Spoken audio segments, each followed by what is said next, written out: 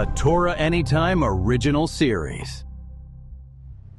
There are people out there walking around convinced that their family just doesn't have the right social class, or the right name, or the right amount of money in the bank account that can breed greatness. They think their school wasn't prestigious enough, or their camp wasn't with it enough, or their background somehow wasn't polished enough. They think that what they're exposed to, what they were exposed to growing up, somehow made a cage around their potential, a spiritual straitjacket that squeezes them into a smaller version of what they could have been.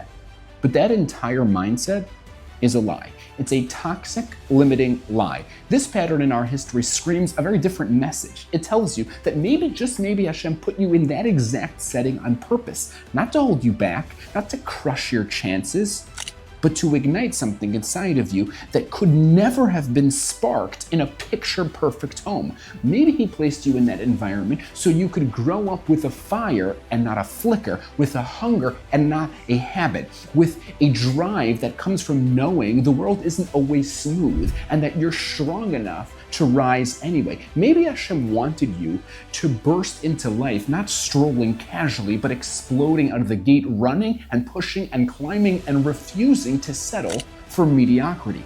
Maybe your parents' divorce, or not getting into that school, or getting rejected by that camp, maybe having an at-risk sibling, or needing therapy, or feeling like your home was too small or too out of touch, or not cool enough, or not from enough, or not with it enough. Maybe all those things you labeled as disadvantages weren't disadvantages at all. Maybe they were fuel. Maybe those very cracks in your story weren't signs of damage.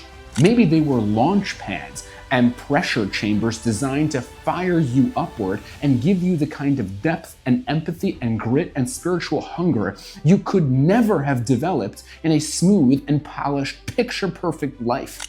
Maybe your struggles weren't there to break you. Maybe they were there to build you and to power you and to power your ride to greatness.